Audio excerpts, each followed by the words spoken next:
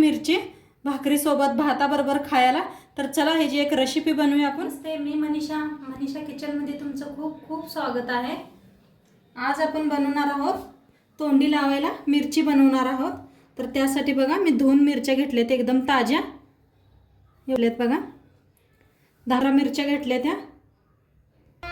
इथं घेतल्यात बघा शेंगदाणे घेतले, ते कोथिंबीर घेतल्या आणि लसूण घेतले. आता मी गॅसवर ठेवलाय तवा चांगला तापलाय. पहिल्यांदा आपण शेंगदाणे भाजून घेऊया. चांगलं भाजून घेऊया.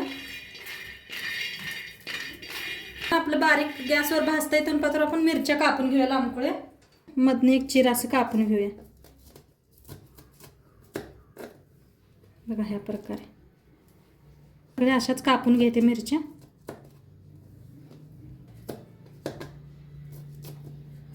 शेंगदाणा मस्त असं भाजले, ते काढून घेऊया.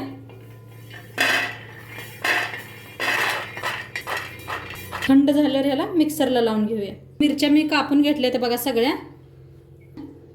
तव्यात घालून घेऊया.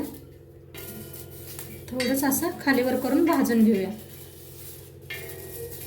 खालीवर करत भाजून घ्या डाग पडूस तर. डाग पडायला आले ते. आता ह्याच्यात होते आपण तेल.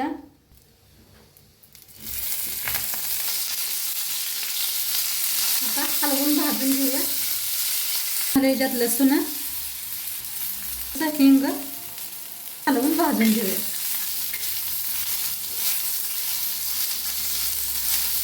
बघा मिरची चांगली भाजायला आली. आता ह्याच्यावर टाकायचं आपण थोडंसं मीठ टाकायचं चवीप्रमाणे. हलवून घेऊया. त्याच्यात शेंगदाण्याचा कूट. शेंगदाण्याचा कूट एकदम बारीक नाही करू नका, जरा मध्यमच ठेवायचा. बंद चालू करून बारीक करून घ्या शेंगदाणा. मस्त असं शेंगदाणा मिरची छान अशी भाजल्या. आता घालूया आपण कोथिंबीर.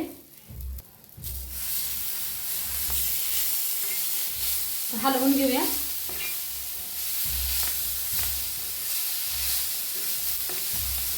बनवून तयार आहे एकदम. मी दाखवते तुम्हाला.